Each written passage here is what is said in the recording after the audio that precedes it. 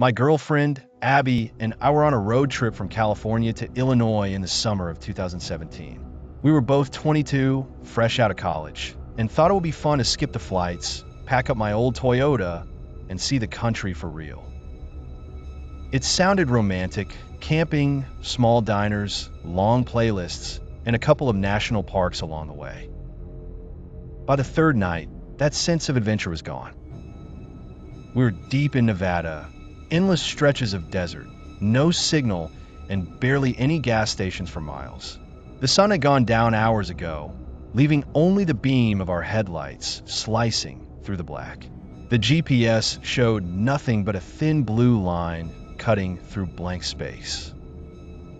It was past midnight when Abby said quietly, "Hey, can we stop soon? I really need to use a restroom." I told her we'd pull over at the next rest stop. About 10 minutes later, we saw the faded blue highway sign, "Rest area, 2 miles."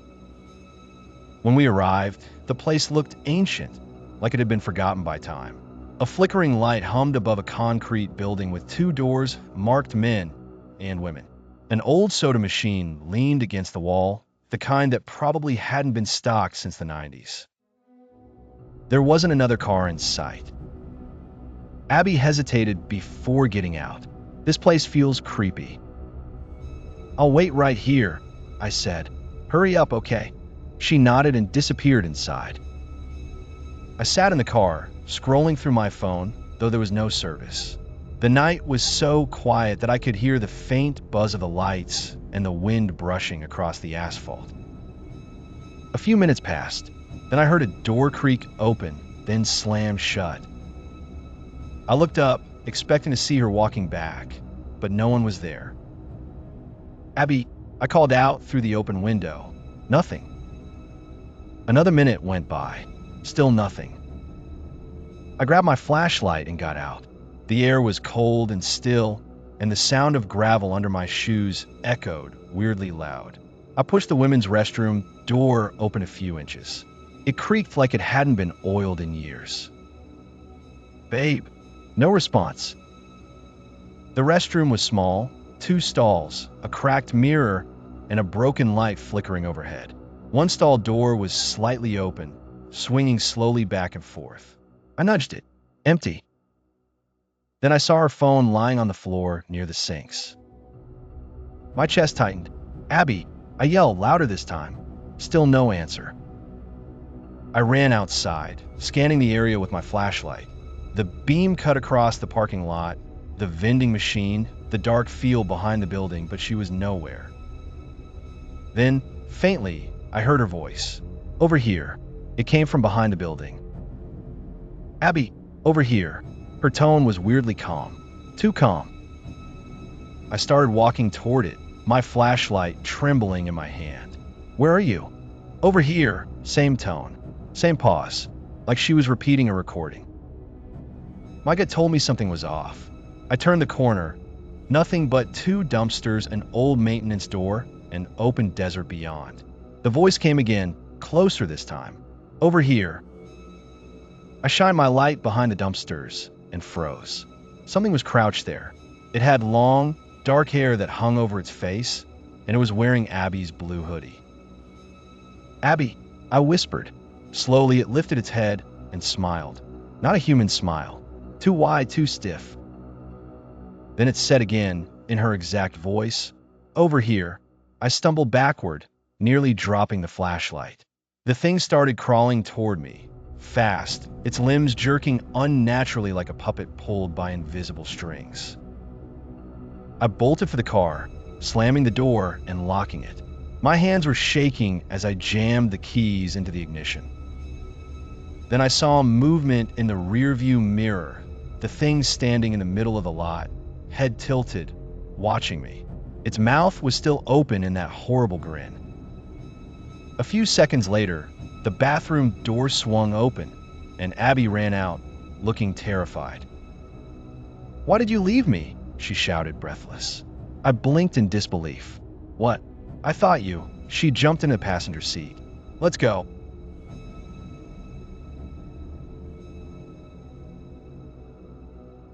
It was the weekend before Thanksgiving, and I was driving home from college in Idaho back to my parents' place in rural Montana.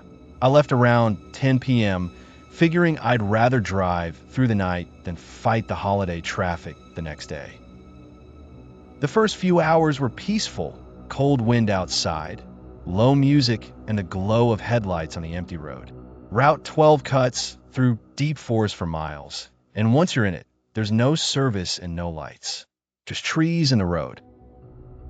Around midnight, I saw something on the side of the road ahead, a figure walking slowly along the shoulder.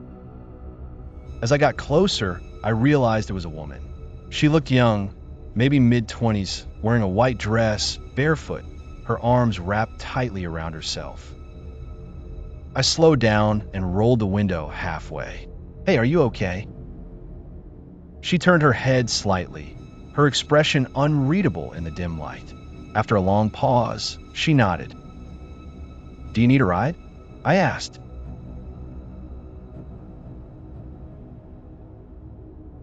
I hesitated for a moment, then unlocked the passenger door. "All right, hop in. It's freezing out there." She climbed in silently. Her skin looked pale, almost gray in the dashboard glow. I turned the heater up and asked where she was headed. "East," she said softly. "That's where I'm going," I replied, trying to sound casual. "You live around here?" She shook her head. "Not anymore." I didn't know what that meant, so I stayed quiet. For a while, the only sound was the hum of the tires on the road, but something about her felt off. She sat perfectly still, hands folded in her lap, staring out the windshield like she wasn't really seeing it. After about 10 miles, I noticed her feet. They were dirty and cut, leaving faint smears on the floor mat. I reached for a water bottle to offer her, but before I could speak, she said in a low voice, "You should keep your eyes on the road."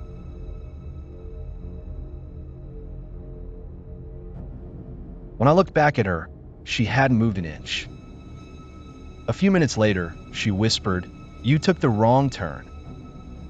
"What do you mean?" "This road doesn't lead home." I glanced at my GPS. It was frozen, showing nothing but a blinking blue dot in the middle of nowhere. The forest outside looked thicker now, darker. I hadn't seen another car in at least an hour. Then, from the corner of my eye, I saw her head slowly turn toward me. Her voice was barely above a whisper. "He's still out there." I felt my chest tighten. "Who?"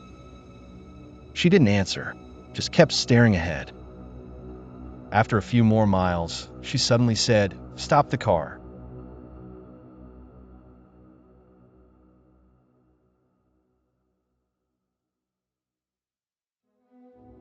I blinked, and she was gone, just vanished. No sound of footsteps, no door closing, nothing.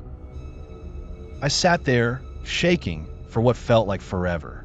Then I put the car in drive and sped the rest of the way home. I was driving from Denver to Salt Lake City for a job interview that I'd been preparing for weeks. The drive was long, almost 8 hours, and I decided to leave around 10 p.m. so I could arrive early in the morning and rest at a motel before the meeting. The highway was mostly empty, surrounded by dark, endless plains. For the first few hours, it was peaceful, music playing quietly, headlights cutting through the night, and the occasional truck passing by. Somewhere near the Utah border, I noticed a pair of headlights appear in my rearview mirror. At first, I didn't think much of it. Cars would sometimes appear, then disappear for miles. But this one was different. It stayed behind me for almost 30 minutes, keeping the same distance, matching my speed exactly. I slowed down. The car slowed too. I sped up, it did the same. I tried to convince myself it was just coincidence, but after another 10 miles, my nerves got the best of me. I flicked on my turn signal and pulled into a gas station that glowed dimly off the highway. The other car followed me in. That's when I really started to panic. I pulled up near the pumps, pretending to refuel, even though my tank was almost full. The car parked a few spaces away. It was an old silver sedan, probably from the early 2000s. Its engine stayed running, but the driver didn't get out. I glanced through the glass door of the gas station. Inside, an older man was mopping the floor, and that gave me enough courage to go inside. I lingered by the snacks for a few minutes, trying to act casual, but when I looked out the window, the sedan was still there, headlights pointing directly at the door. "Everything all right?" the cashier asked. "Yeah," I said, forcing a smile. "Just weird car out there."